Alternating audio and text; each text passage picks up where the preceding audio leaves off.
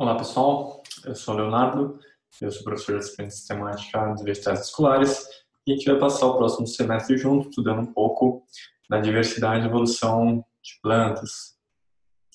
Nessa primeira aula inicial, eu quero mostrar para vocês algumas coisas sobre plantas e também sobre como vai funcionar a disciplina. Então, vamos passar para os slides para a gente poder começar a conversar um pouquinho. A primeira coisa que eu queria pedir para vocês era que vocês dessem uma olhada aí nessa imagem que eu vou colocar agora e me dissessem o que vocês acham. Imagino que vários de vocês devem ter achado fofinho, um gatinho bonitinho. Essa é a Lola e ela é de fato uma gata simpática. Provavelmente aquelas pessoas que não gostam muito de gato não acharam grandes coisas, mas eu acredito que a maioria de vocês acham interessante de algum modo essa foto. E eu queria saber o que vocês acham dessa aqui. Pela minha experiência, suponho que a grande maioria não deve ter se empolgado muito com essa foto de uma planta num vaso, só mais uma planta verde por aí. E assim, isso é meio normal. Tanto que quando a gente pega e olha na internet, faz uma busca por memes de gatos, aparecem infinitos memes de gatos, cada um com uma frasinha divertida, engraçado. Vocês podem aproveitar aí esses memes, vai que tem algum interessante para mandar para alguém. Mas é isso, né? A internet está cheia de gatos, cheia de fotos de gatos, vídeos de gatos e de outras coisas mais. Mas vamos ficar aqui pelos gatos. Quando a gente faz esse mesmo tipo de busca, mas troca um dos termos para memes de plantas, é isso que a gente consegue. Mais gatos, né? Então, assim, você tem gato de vaso, gato de balde, coelho e bem poucas plantas, na verdade. A minoria desses memes aí tem plantas, de fato. A maioria deles tem, na verdade, animais. Isso é meio óbvio. A gente tem uma conexão com animais, a gente se enxerga neles, mas ao mesmo tempo o que acontece é que todo mundo acha que as plantas são extremamente chatas. As pessoas não se importam muito com as plantas. Elas passam pelas plantas todos os dias, caminham para casa, do trabalho, mas não reparam muito que elas estão ali. Mas a gente acha que elas são chatas justamente por causa disso, a gente não está olhando para elas. Se a gente parar para observar um pouquinho, a coisa pode mudar um pouco de figura.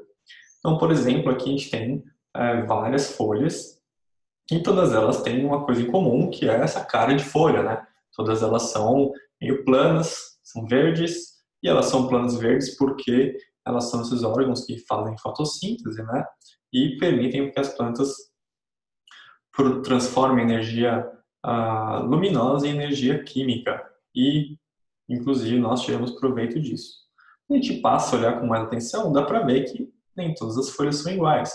Tem formas diferentes, tamanhos diferentes, estruturas diferenciadas. Algumas delas são super mais elípticas, com uma projeçãozinha no tamanho normal, outras vão ter um pecíolo super alongado, formas assimétricas. A gente tem também folhas divididas, e aqui não tem exemplos, mas também a gente tem folhas compostas, uma folha de uma palmeira, por exemplo, que é bem mais complexa. Quando a gente começa a parar para olhar para as plantas, elas mostram essa diversidade de formas que elas têm, né? Não só enquanto diferentes espécies, mas até mesmo em diferentes indivíduos da mesma espécie. Esse tipo de forma, plana e verde, a gente vê também em plantas que são aquáticas, por exemplo, nessa uva. Certo? No caso dessa planta, ela é totalmente plana, não é só parte dela que tem essa forma. Entretanto, quando a gente passa a olhar as plantas terrestres, geralmente o que a gente vê é que as folhas estão distribuídas nessas estruturas bem mais complexas, que são árvores, né? A gente conhece as árvores, sabe que elas têm essa forma de maneira geral, mas será que a gente já parou para se perguntar por que elas têm essa forma? Por que um tronco ele é, de maneira geral, cilíndrico? Por que esses troncos estão crescendo nesse sentido vertical? Porque a maioria das plantas está disposta nesse sentido vertical e não no sentido horizontal, por exemplo. Quando você começa a se colocar essas questões, pode passar mais a elas e entender algumas coisas. Dentro de um contexto terrestre, se as plantas fossem similares a essas uvas, a gente teria, sei lá, um número limitado de indivíduos que poderia ocorrer na superfície terrestre. Crescer para cima, crescer no sentido vertical, é uma solução para compartimentalizar ali o espaço que a gente tem. Então, as plantas conseguem explorar melhor o ambiente, principalmente para a obtenção dos recursos principais para elas, que são luz e gás carbônico. A mesma coisa acontece com as raízes dessas plantas, que vão se aprofundando no solo para extrair nutrientes dali, certo? E por que essas formas são cilíndricas? Porque elas não poderiam ser esféricas, por exemplo, ou triangulares, quadradas. Quando a gente para pensar, a melhor estrutura em termos de resistência física é um cilindro. Um cilindro pode aguentar muito mais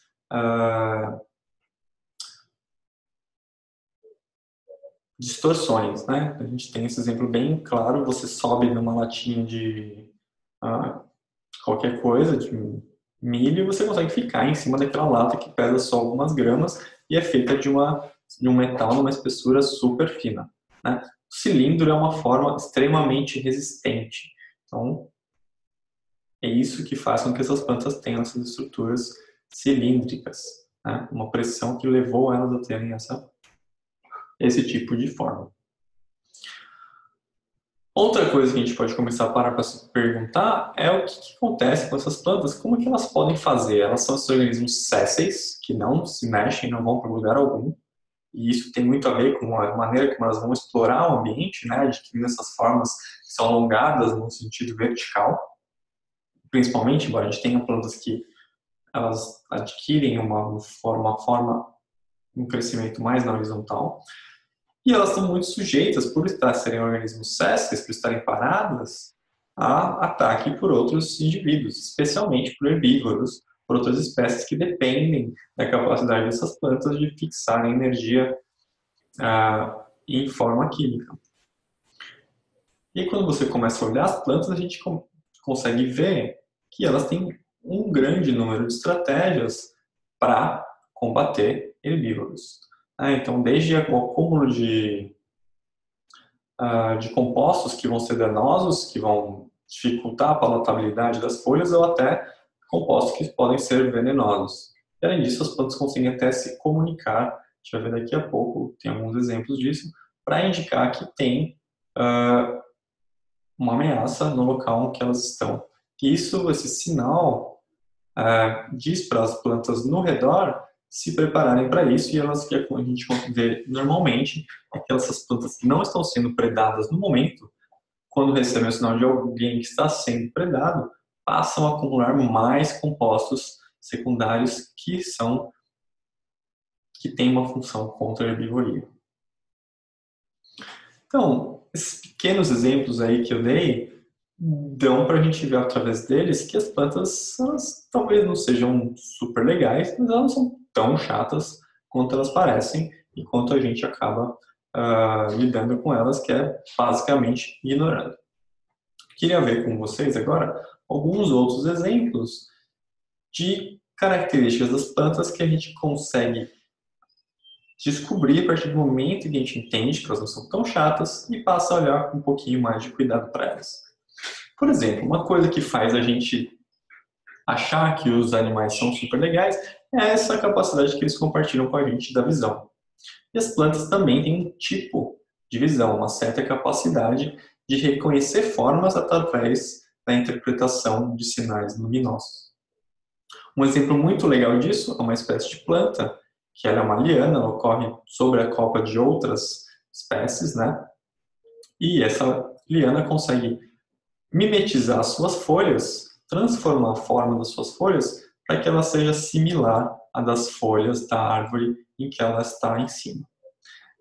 A explicação que a gente tem para isso é que essas plantas conseguem perceber através da luz a forma das folhas, onde elas estão, e modificar o seu desenvolvimento para que as suas folhas fiquem similares a elas. Outra coisa super interessante acontece com as raízes. Ao contrário do que a gente do senso comum, existe luz dentro do solo. Tá? Até um certo nível, a gente tem a entrada de luz. E varia a qualidade dessa luz com características do solo e também com a profundidade. E as raízes são capazes de identificar em diferentes regiões das raízes, os diferentes espectros da luz e reagir, modificar o seu desenvolvimento, o seu crescimento, de acordo com os espectros de luz que estão disponíveis.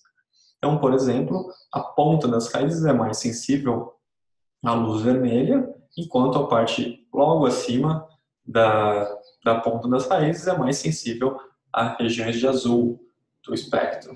E isso vai alterar a maneira como essas raízes se desenvolvem e o comportamento delas no solo. Além dessa visão, entre aspas, as plantas também são capazes de compreender ondas sonoras. Olha só, acho que legal esse experimento aqui, em que os pesquisadores colocaram vários grãozinhos de milho para germinar num suporte que ficava acima de um corpo de água aqui, uma bacia de água. A gente espera que as raízes dessas plantas vão crescer na direção da água, seguindo algum tipo de estímulo químico, talvez, não sei. Mas a gente espera isso. No mínimo, vai ter um geotropismo negativo, vai no sentido do solo, e a gente tem água aqui, certo? O que esses pesquisadores fizeram foi colocar aqui à esquerda desse experimento um alto-falante que emitia um som similar ao do barulho de água, certo? Olha só o que acontece com as raízes dessas plantas, elas se direcionam no sentido do som que está sendo emitido por esses alto-falantes. Super interessante, as plantas capazes de entender não só ondas luminosas, como ondas sonoras. Isso é reforçado por outros experimentos que mostram que o acúmulo de compostos que são contra a herbologia é maior quando essas plantas são submetidas ao som de insetos mastigando folhas. Olha só que legal, quando você deixa as plantas num ambiente isolado acusticamente, tem uma quantidade de antocianina que é depositada nas folhas. Se elas estão em ambientes que tem um som tanto de algum animal pulando, né, como um grilo, por exemplo, ou de vento, nada vai acontecer, mas se elas têm nesse ambiente um estímulo que é similar ao de insetos mastigando tecidos de folha, elas vão acumular mais antocianina. Super legal, como o som, inclusive, desperta uma resposta para a defesa. Som nas plantas pode ser ou mostrar para elas onde tem um recurso e também se tem algo muito errado ali que ela precisa responder para se proteger. Então a gente está vendo que as plantas conseguem, de uma certa maneira, compreender ondas luminosas, ou seja, enxergar, elas conseguem ouvir, do jeito das plantas de ouvir, né? Não é exatamente como a gente faz, e além disso elas conseguem se comunicar entre si. Tem um exemplo que eu dei no início, que elas conseguem avisar outras plantas, outros indivíduos da população que tem um herbívoro, e geralmente elas fazem isso através emitindo hormônios através das folhas.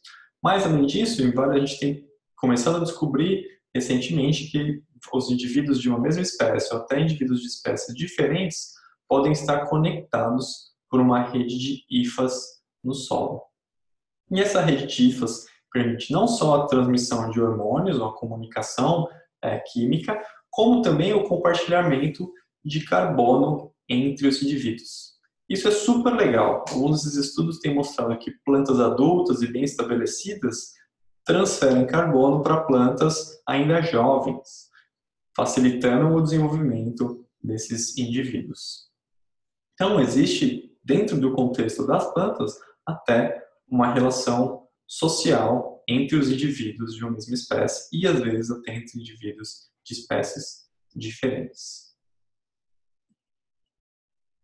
Um outro comportamento super interessante das plantas é o comportamento de risco. O que é um comportamento de risco? O comportamento de risco é aquele que você toma decisões diferentes dependendo do risco associado a cada uma delas. Um exemplo bem claro é você querer atravessar a Marginal Pinheiros em São Paulo.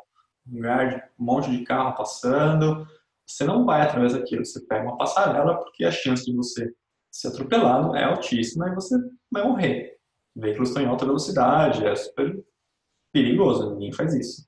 Como as pessoas fazem, se elas estão arriscando a sua vida. Mas olha só como algumas coisas podem mudar e mudar a situação. Se você está sendo, sei lá, perseguido por alguém, tem alguém que se pegar você vai te matar, vai fazer alguma coisa ruim com você.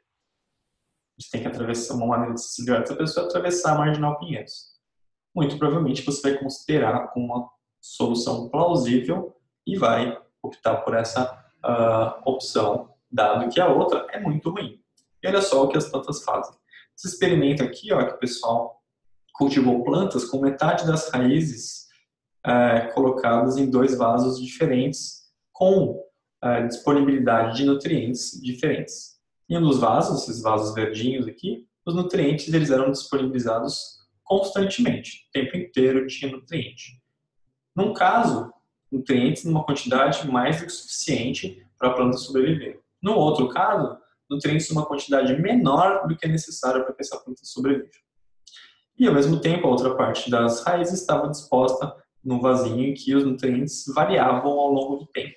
Por vezes eles eram dados em concentrações baixas, por vezes em concentrações altas, abundantes, muito mais do que as plantas precisavam.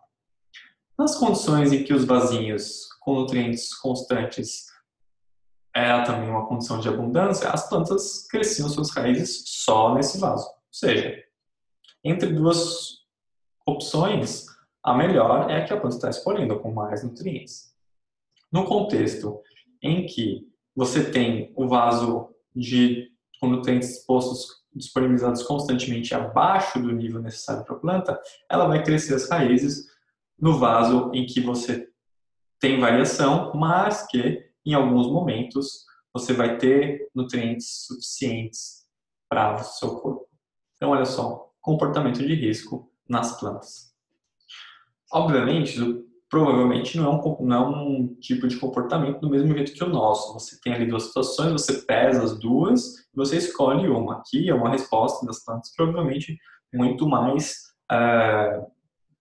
não é reflexiva, certo? As plantas não estão ali pensando, querendo saber o que elas vão fazer hoje à noite, quem elas vão sair, etc. Tá? É uma resposta meio direta a condições ambientais. Mas é super interessante a gente ver que as plantas têm respostas super parecidas com coisas que a gente faz, embora a gente ache que não. Mostra como as plantas são super complexas. O último exemplo que eu queria mostrar para vocês é um relacionado ao aprendizado por plantas. Uma das formas mais básicas de aprendizado é o que a gente chama de habituação. Ou seja, você se habitua a alguma coisa e você não se incomoda. Por exemplo, digamos que você mora numa rua movimentada. No começo, quando você muda para lá, você fica de saco cheio do barulho dos carros, não consegue dormir. Depois de um tempo, você nem percebe que tem carro passando na sua rua. Isso é a habituação, certo? Um estímulo que existe, você passa a ignorar ele porque ele é uma coisa normal. Nesse experimento aqui, esses pesquisadores usaram uma espécie de planta que é a mimosa púdica. Ela é dorme-dorme ou sensitiva, essa planta que você toca na folha dela e as folhas se fecham. Isso é uma coisa super interessante que essas plantas fazem. Né? Talvez esteja associado à proteção contra herbivoria. Mas tem um trade-off, ou seja, toda vez que essa planta fecha a folha, ela não vai poder realizar fotossíntese, ou então não vai realizar na mesma taxa que ela faria estando com as folhas abertas, certo? Então é legal que ela fecha, mas ela não pode ficar fechando o tempo inteiro, senão ela não vai conseguir fazer fotossíntese. Então o que esses pesquisadores fizeram? Pegaram essas plantas, eles estimulavam ela deixando os vasinhos caírem 60 vezes, várias vezes. Tá? Então toda vez que eu tenho aqui cada ponto aqui no eixo X, talvez uma sessão de treino que esses vasinhos caíram.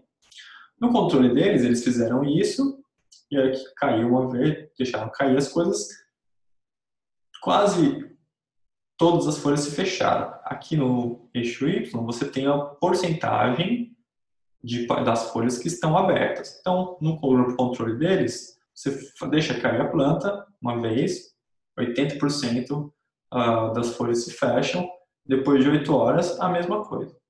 Com esse grupo aqui de treino, o que eles fizeram? Deixaram as suas plantas cair 60 vezes. Olha só, no fim, e contavam no fim dessas 60 vezes quanto das folhas estavam abertas. Aqui, olha só, você tem uma quantidade bem mais alta aqui no grupo controle de folhas abertas. E foram repetindo isso várias vezes por algumas horas ao longo de um dia. Ok? E aí você vai vendo que vai aumentando a área de folhas que está aberta. Essas duas curvas aqui são referentes a locais com muito ou pouca luz, pode ignorar. É importante você ver essa tendência de ignorar, mas começar a se habituar com esse estímulo que está sendo dado. E aí aqui nesse ponto, os pesquisadores, ao invés de deixar essas plantas caírem, eles chacoalhavam as plantas com um agitador. Um estímulo totalmente diferente do que estava acontecendo. E olha o que acontece. Elas voltam a fechar praticamente todas as folhas. E a hora que você deixa cair de novo, elas ignoram, se habituaram, as plantas se habituaram a cair de uma altura X e entender esse estímulo como algo que elas não precisavam fechar as folhas delas. O mais legal é que você pegar essas folhas, depois essas plantas, depois de um mês e ver o que acontece. Olha só, isso aqui foi o treinamento original, certo? Aí eles fizeram isso daqui. Depois fizeram os mesmos testes de queda no mesmo tempo do tratamento original. Nesse caso aqui, olha só, 90% das folhas das plantas estavam abertas. Mesmo depois de um mês do treinamento que foi feito, essas plantas reconheciam esse estímulo como algo que poderia ser totalmente ignorado. Então, elas, de certo modo, lembravam que esse estímulo não era nada de muito importante.